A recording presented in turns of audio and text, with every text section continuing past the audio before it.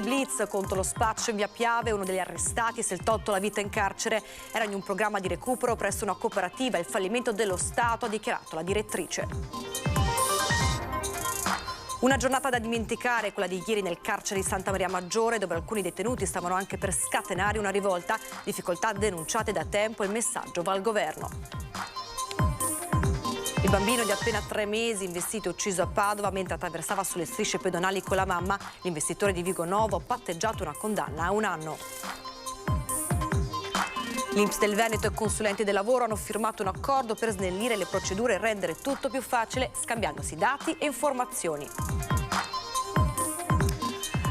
TVO ha pubblicato un nuovo bando per la ricerca di giovani autisti. Pagheranno il 90% del costo della patente, che in totale ammonta a circa 3.000 euro. Il mese di maggio non è stato dei migliori a causa del meteo, ma alla vigilia della festività del Corpus Domini le previsioni a Jesolo sono da tutto esaurito.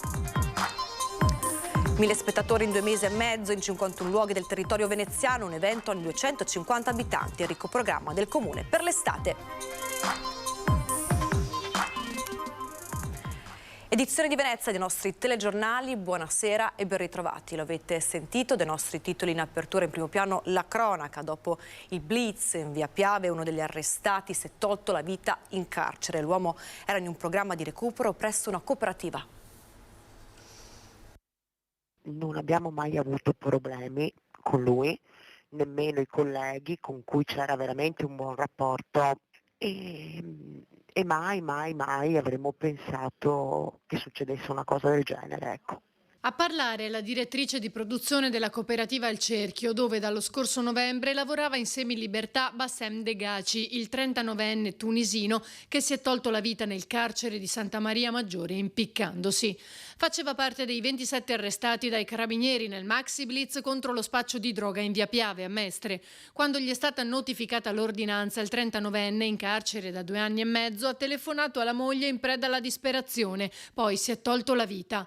Inutile il tentativo della donna di allertare il carcere anche attraverso il suo legale, che ha poi riferito che a settembre si sarebbe dovuta svolgere l'udienza per l'affidamento in prova ai servizi sociali, criticando così l'ordinanza che si riferiva a fatti avvenuti nel 2018. Il 39enne, infatti, da circa 1 anno aveva intrapreso un percorso di recupero con la cooperativa e i risultati erano sotto gli occhi di tutti. Era uno che si metteva in gioco, che aveva voglia di imparare, che si relazionava, perché lui lavorava in un ambiente dove c'era un via vai di utenza. Dal punto di vista lavorativo era una persona corretta, quello che sogna ogni datore di lavoro.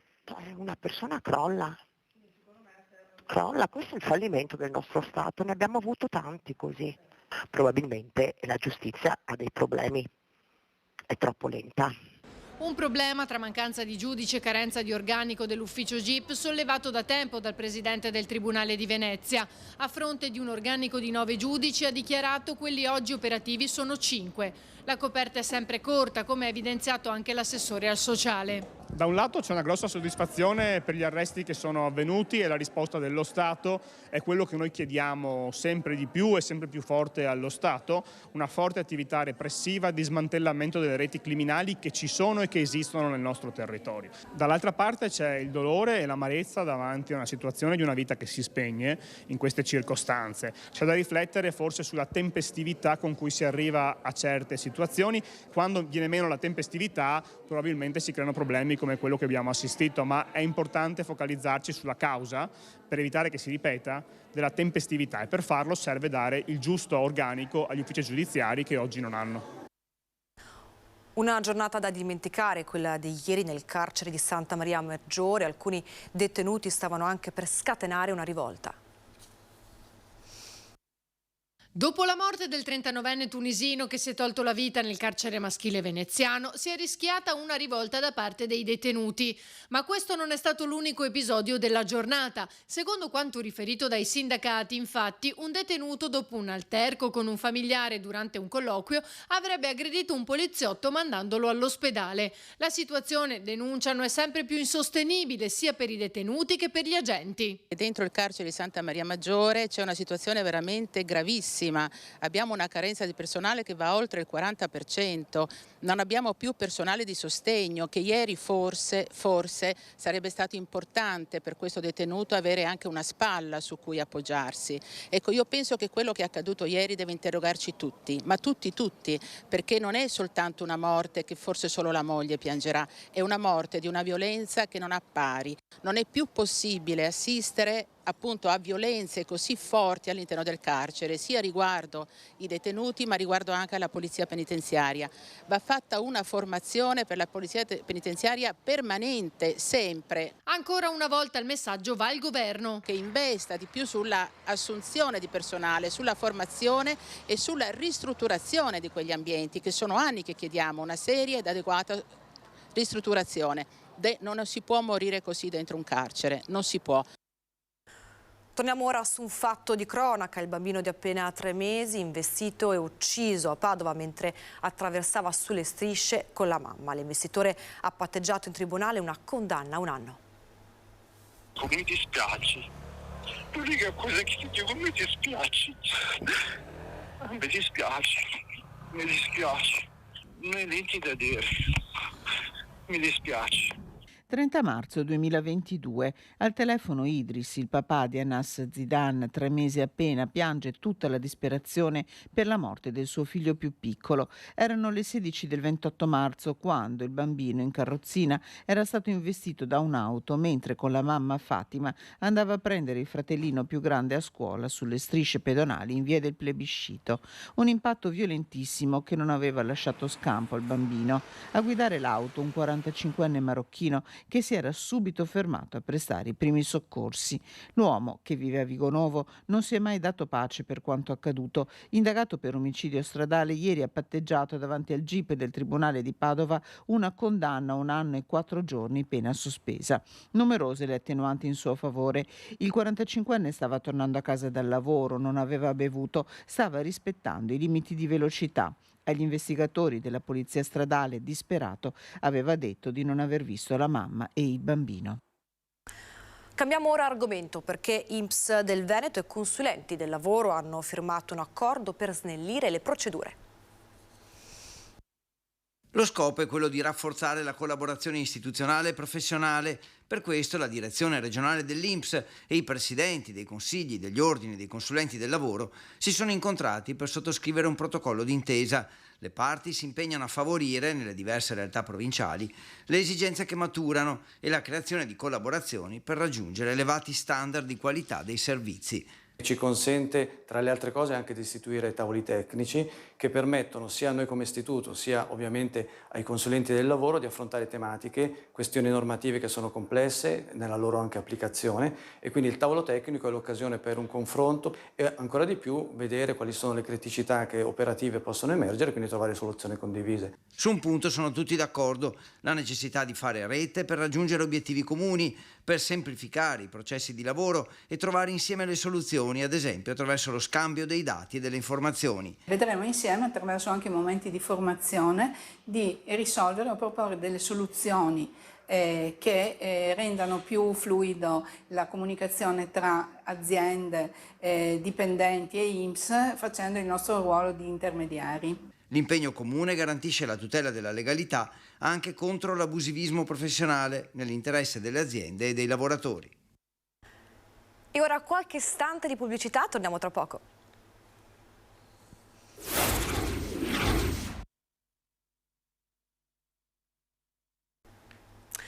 Edizione di Venezia dei nostri telegiornali, ben ritrovati. A TVO ho pubblicato un nuovo bando per la ricerca del personale. Lo scopo è quello di individuare figure da inserire in organico come autista a tempo indeterminato, e poiché le patenti per i bus hanno un costo di circa 3.000 euro e richiedono un periodo di quasi 1 anno e mezzo, a TVO ha deciso di assicurare la copertura del 90% della spesa. Il bando è rivolto ai giovani dai 21 ai 29 anni.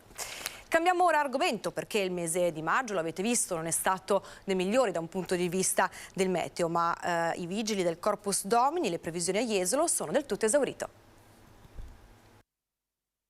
Jesolo si prepara alla terza delle festività care ai turisti tedeschi, con un'occupazione media nelle strutture ricettive alberghiere che farà registrare ottimi numeri, soprattutto alla luce dell'andamento poco appetitoso nel mese di maggio causa meteo. Le prenotazioni stanno andando in forma eccezionale, siamo verso il tutto completo, diciamo che qualche camera c'è ancora, però ci auspichiamo che da domani, dopodomani, la località sia al completo. L'80% resta clientela di lingua tedesca proprio perché il Corpus Domini è una festa che loro vivono in maniera particolare, con i 4 giorni a partire da mercoledì inizia la festa e quindi la clientela italiana completa nel weekend, il sabato e la domenica, il tutto completo della località. Il 42% di turisti arriverà dall'Austria, il 20% dalla Germania, il 16% dall'Italia, il 3% divisi tra Svizzera e Gran Bretagna. Il rimanente, circa il 19%, da altre nazionalità dell'Est Europa. La stagione si può dire definitivamente decollata anche dal punto di vista del personale. L'emergenza è rientrata, diciamo che si sta ancora cercando qualche figura, però possiamo dire che siamo soddisfatti di tutto quello che abbiamo posto in essere. La campagna lavorare-jesolo.it con l'invio di curricula ha dato notevoli frutti, abbiamo superato i 3.500 curricula e quindi questo ci ha, ha portato a una soluzione felice di quelle che sono le scelte per il capitale umano che dobbiamo effettuare per le nostre attività. Torniamo a Venezia, procedono i lavori di manutenzione del Teatro Goldoni. Il sipario del Teatro Goldoni di Venezia si alzerà di nuovo il 30 settembre per la nuova stagione. Procedono infatti, secondo i programmi, i lavori per la messa in sicurezza del teatro più antico della città, inaugurato nel 1622. Il piano di manutenzioni per avere il certificato di prevenzione incendi procede regolarmente. Iniziati nel 2020 i lavori, ora c'è l'accelerazione con 1.120.000 euro. 3 le aree di lavoro principali: platea, palco e piano interrato. È un'occasione importantissima non solo per la sicurezza, ma anche rappresenta per l'amministrazione un'opportunità per rifare degli interventi che riguardano le nuove poltrone che verranno collocate, che riguarda una nuova moquette e quindi un'attenzione anche a quello che è l'elemento dell'estetica. La parte di demolizione impiantistica è già stata completata, si prosegue con le opere di finitura, le porte di sicurezza e l'illuminazione di emergenza. Saranno creati percorsi per l'accesso dei disabili, infatti i posti totali saranno 11 in meno. Quindi riteniamo che anche il teatro sia un luogo dove tutti possono accedervi e quindi sono riservati dei percorsi con degli spazi interni per almeno 4 persone disabili. La sala infine sarà dotata di un nuovo impianto audio in linea con gli standard internazionali. E a proposito di cultura, a Venezia 1000 appuntamenti in 2 mesi e mezzo. 1000 spettacoli in programma, spalmati in 2 mesi e mezzo in 51 luoghi diversi del territorio veneziano. In pratica un evento ogni 250 abitanti, probabilmente un record italiano. È il programma del Comune di Venezia per gli eventi estivi, dalle sagre alle presentazioni di libri, dai concerti e dibattiti politici, dal cinema al circo al teatro sotto casa. È un modo di stare assieme. Ecco, fondamentalmente diamo l'occasione alle persone della nostra città e anche non della nostra città, come ad esempio col Book Fest ieri, che ha visto una grossissima presenza, di stare insieme, di avere un'offerta culturale veramente ricchissima: cinema, teatro, concerti e chi più ne ha più ne metta, laboratori per bambini, chi più ne ha e più ne metta. Recuperare i parchi Bissuola, Albanese, San Giuliano, Gazzera, Villa Ceresa, Favaro e le isole è sicuramente un compito importante e una delle priorità di questo programma. La cultura è tutto, a mio avviso. La cultura è un modo di sentire la vita e credo che non possa più essere chiusa nei contenitori come e nei musei come si faceva un tempo, ma debba invece dialogare con la città, ad essere molto attiva, essere sinergica, ad essere inclusiva, e poi la contaminazione tra i vari ambiti, non solo dello spettacolo ma proprio anche della cultura in senso più stretto, a mio avviso è sempre una ricetta vincente. Eventi di cultura ma anche di comunità per recuperare spazi dimenticati o considerati poco sicuri e poi offrire a chi, colpito dalla crisi, fa fatica ad andare in vacanza o non ci andrà proprio, un luogo, un evento, un'occasione per vivere insieme agli altri la città.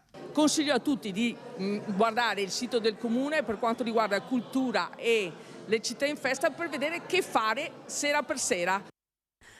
Da Venezia è tutto, vi lasciamo ora le previsioni meteo, grazie per averci seguito e buona serata a tutti.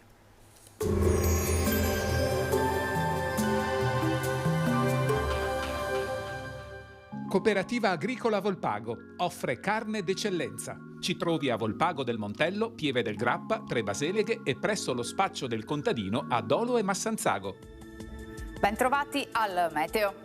Prevale il bel tempo, ma avremo ancora una locale instabilità. L'anticiclone non riesce a imporsi sull'Italia. Il dettaglio di giovedì 8 giugno.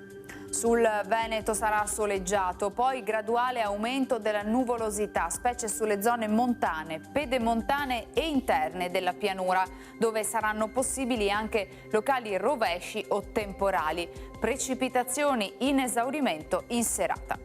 Temperature stazionarie o in locale aumento, minime tra 12 e 19 gradi, massime tra 24 e 28 gradi. Spostiamoci ora sul Friuli Venezia Giulia. Anche in questo caso cielo poco nuvoloso. Dal primo pomeriggio saranno possibili rovesci e temporali con maggiore probabilità tra Alpi e Prealpi, localmente fin verso la pianura. Temperature minime tra 15 e 18 gradi, massime sui 25-27 gradi. Infine diamo uno sguardo alla situazione del Trentino Alto Adige, dove avremo un'alternanza di nuvole e tratti soleggiati, rovesci sparsi poi nelle ore pomeridiane. Temperature minime intorno ai 16 gradi, massime sui 27 all'incirca. Dal meteo di Antenna 3 per ora è tutto, grazie per l'attenzione, arrivederci.